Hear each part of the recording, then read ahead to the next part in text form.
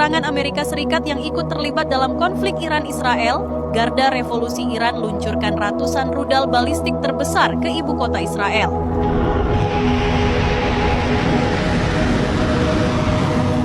Pada pukul 2.30 dini hari waktu setempat, dunia dikejutkan oleh serangan balasan Iran yang paling mengerikan sepanjang sejarah. Iran melepaskan rudal balistik terbesar ke arah wilayah Israel sebagai aksi pembalasan atas serangan besar-besaran yang dilakukan Amerika Serikat terhadap 3 fasilitas nuklir strategis Iran. Militer Amerika Serikat menyerang 3 lokasi di Iran pada Minggu 22 Juni 2025 dini hari yang menandai Amerika melibatkan diri dalam upaya Israel untuk menghentikan program nuklir Iran. Para pengamat militer timur tengah mengatakan, Amerika akhirnya turun tangan langsung, membuktikan bahwa konflik ini sudah melampaui batas-batas regional. Dan benar saja, Iran yang sejak dari awal menolak berdamai dengan Amerika dan Israel membalas serangan tersebut dengan serangan yang sangat mematikan ke wilayah Israel. Tak tanggung-tanggung, 2 rentetan serangan berat yang terdiri dari rudal Khorramshahr dan rudal Rahbar yang diluncurkan Iran sebagian besar jatuh di Tel Aviv, tengah dan utara. Puluhan bangunan rusak termasuk apartemen dan kantor-kantor pemerintahan Israel serta ratusan orang jadi korban. Ledakan menggelegar memecah keheningan malam, membuat suasana kota Tel Aviv semakin mencekam. Sementara itu, menanggapi serangan balasan Iran yang semakin ganas, pemerintah Amerika Serikat mulai melakukan evakuasi terhadap warga negaranya dari Israel. Langkah ini diumumkan langsung oleh Duta Besar Amerika Serikat untuk Israel, Mike Huckabee, pada Senin, 23 Juni 2025. Huckabee menyatakan bahwa pihaknya kini membantu evakuasi bagi warga negara Amerika yang berada di Israel atau tepi barat. Ia mengimbau mereka untuk segera mengisi formulir pendaftaran evakuasi dan tidak menunda kepulangan. Kami menyarankan semua warga Amerika yang masih berada di Israel untuk segera mengambil langkah pulang, baik dengan bantuan pemerintah maupun secara mandiri, ujar seorang pejabat Departemen Luar Negeri Amerika Serikat. Kami pikir seluruh wilayah Israel sudah tidak aman bagi warga Amerika, imbuhnya. Sementara itu, pakar militer kenamaan Afshon Ostofar memperingatkan bahwa Iran tidak akan menyerah begitu saja dalam konflik bersenjata yang kian memanas dengan Israel. Bahkan, menurut Ostofar, Teheran justru bisa memperpanjang konflik ini untuk membuatnya semakin merugikan bagi Israel. Satu hal yang dapat mereka lakukan adalah bertahan dan membuat konflik ini jauh lebih merugikan bagi Israel, ungkap Ostofar tegas. Menurutnya, dari perspektif Iran, tak ada lagi yang harus ditakutkan atau dipertahankan, karena kerusakan besar sudah terjadi. Ostofar menyebutkan program nuklir Iran telah dihancurkan, sementara jaringan proksi Iran seperti Hamas di Gaza, Hizbullah di Lebanon, dan Houthi di Yaman telah dilemahkan oleh serangan Israel selama beberapa tahun terakhir. Namun, Iran belum kehabisan opsi. Daya ungkit terakhir mereka mungkin adalah memperpanjang perang. Semakin lama Israel terus mengebom Iran, maka Iran pun bisa terus mengebom Israel, ujarnya. Pernyataan ini sejalan dengan strategi bertahan yang disebut-sebut tengah disusun Iran, yakni mengubah fokus dari kuantitas ke serangan presisi mematikan.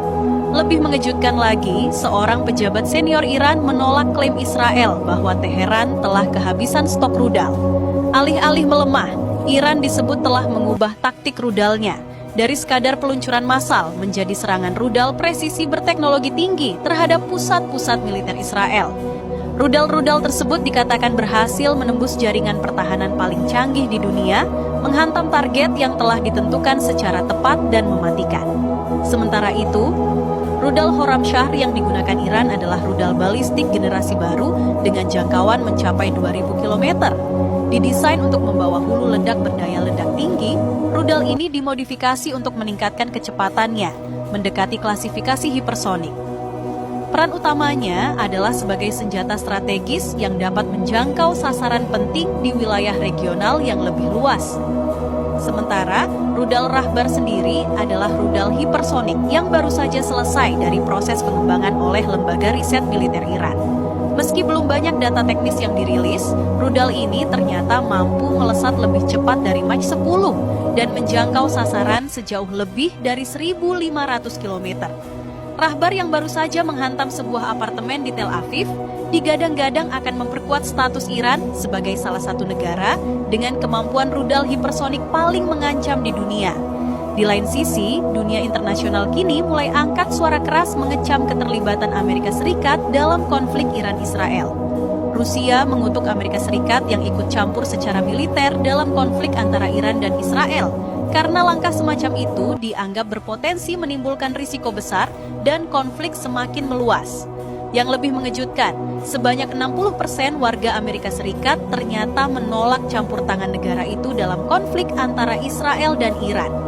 Rakyat Amerika sebagian tidak setuju dengan kebijakan pemerintahan Donald Trump dan ini menunjukkan perpecahan internal yang luar biasa. Berdasarkan kabar yang beredar, ribuan warga Amerika turun ke jalan menolak intervensi militer Trump dalam konflik Israel-Iran, tapi yang bikin hati teriris adalah alasan sebenarnya di balik protes ini.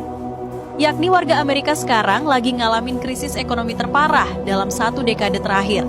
Inflasi makanan naik 40%, harga bensin tembus langit, tagihan listrik bikin keluarga Amerika mengeluh dan menangis. Dan yang bikin rakyat Amerika sangat marah, Trump dengan santainya menggelontorkan dana triliunan rupiah untuk membantu Israel dalam operasi militer melawan Iran. Ini spekulasi yang masuk akal berdasarkan pola kebijakan Trump yang selalu prioritaskan kepentingan geopolitik di atas kesejahteraan rakyatnya sendiri. Sarah Johnson, ibu rumah tangga dari Texas yang kita wawancarai secara virtual, dengan mata berkaca-kaca berkata, "Anak-anak saya kadang tidur tanpa makan malam, tapi Trump dengan mudahnya kirim uang ke Israel untuk beli senjata. Ini kegilaan." Spekulasi yang beredar menunjukkan bahwa keterlibatan Amerika dalam konflik ini telah menguras kas negara dengan jumlah yang fantastis. Amerika telah menggelontorkan dana darurat sebesar 50 miliar dolar. Itu setara dengan 785 triliun rupiah hanya dalam seminggu pertama konflik. Dana ini digunakan untuk operasi militer, logistik, dan dukungan teknologi canggih untuk Israel. Belum lagi biaya bahan bakar untuk kapal perang dan pesawat tempur yang berpatroli 24 jam di Teluk Persia. Satu kapal induk Amerika menghabiskan 2 juta dolar per hari untuk operasional. Dengan 3 kapal induk yang dikerahkan, itu artinya 6 juta dolar atau 94 miliar rupiah per hari hanya untuk kapal induk. Bayangkan sobat, betapa marahnya rakyat Amerika karena harus menanggung beban inflasi yang mencekik akibat kebijakan pemerintah yang terlalu ambisius ini. Sementara Korea Utara mengecam serangan Amerika yang membantu Israel dalam konflik dengan Iran. Korut juga memperingatkan Amerika Serikat dan Eropa agar tidak menyulut api perang. Bahkan negara-negara yang biasanya diam mulai bersuara keras menentang agresi ngawur Amerika ini. Berdasarkan kabar yang beredar, beberapa negara Eropa juga mulai mempertanyakan dukungan buta Amerika terhadap kebijakan Israel di Timur Tengah. Spekulasi menyebutkan bahwa ada pertemuan darurat di Brussels untuk membahas sikap Uni Eropa terhadap eskalasi konflik ini.